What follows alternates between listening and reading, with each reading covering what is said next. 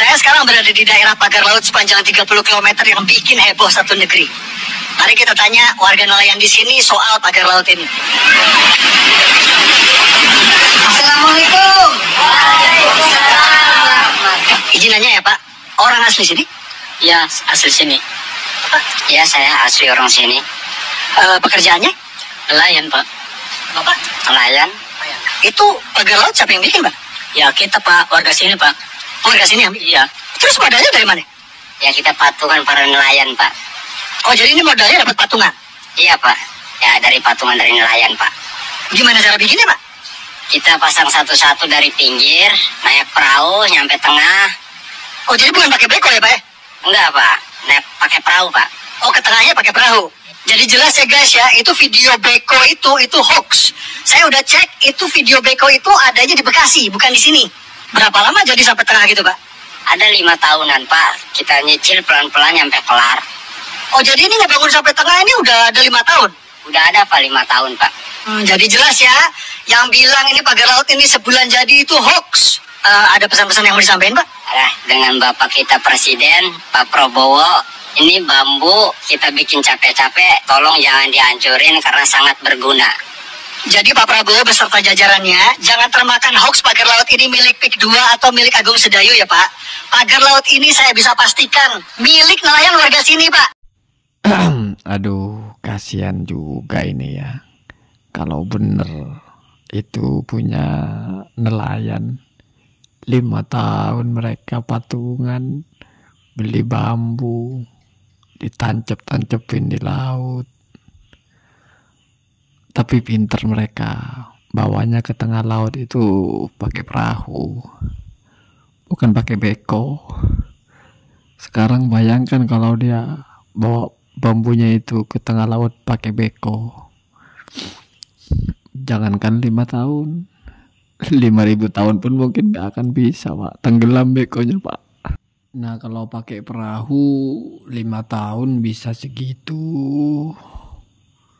Ya mungkin karena yang dimaksud oleh nelayan ini, yang dimaksud dengan kami itu ya mungkin mereka berdua ini atau dengan beberapa orang di belakangnya itu. Jadi ya mungkin 5 orang. Ya wajar ya 5 tahun kalau cuma 5 orang belum ngumpulin duitnya. Karena satu bambu kan harganya sekitar 22.000 atau paling murah 15.000. Kalau ada puluhan ribu bambu kan, kalau 1.000 aja udah 15 juta. Kalau 10.000 kan udah 150 juta. Kalau 100.000, aduh ya memang hebat juga. Tapi kalau 5 tahun bisa gitu, magerin laut begitu. Mana kayaknya kalau pakai perahu gimana nancepinnya itu ya, agak susah sebetulnya. Ya karena perahu bukan buat nancepin, Pak, buat ngangkut. Gimana cara nancepin pakai perahu? Terus perahunya diangkat gitu, dipukulin ke bambunya biar nancep gitu. Sekarang pertanyaannya adalah, orang ini kan ada permohonan kepada Bapak Prabowo.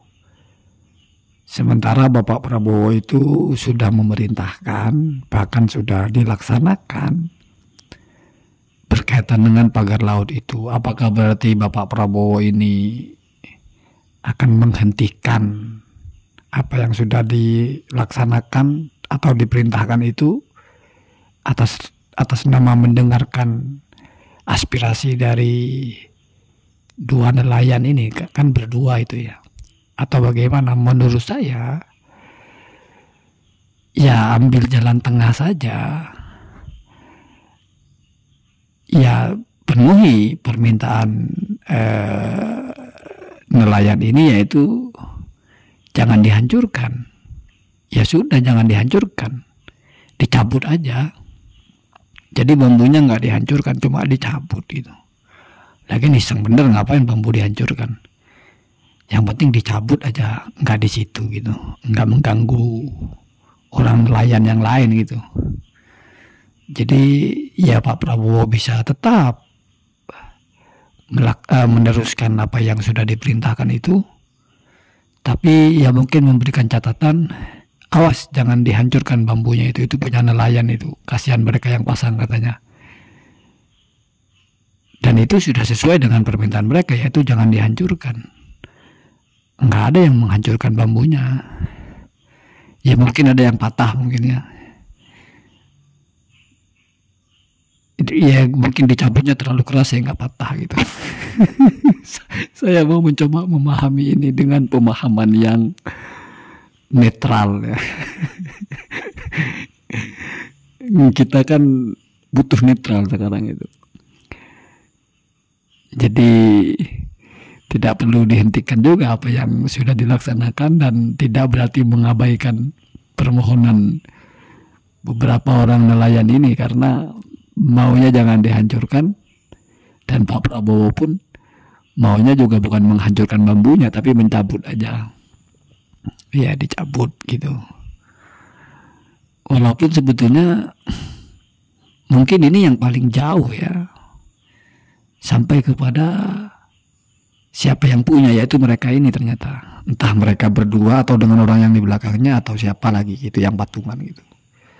Karena selama ini yang beredar itu yang punya SHM dan HGB-nya saja, itu pun di sekitar.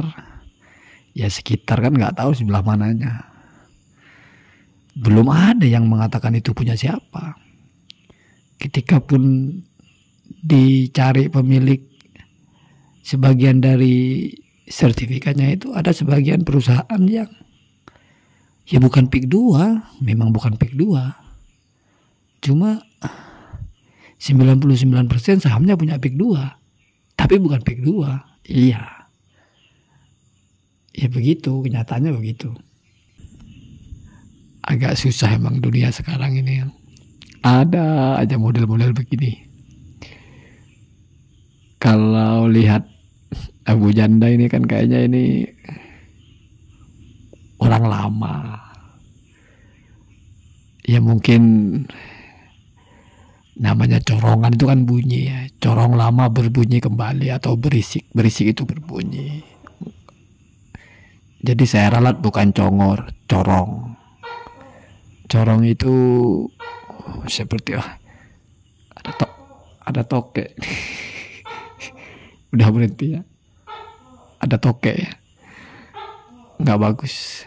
Nanti kayak saingan dengan tokek aja.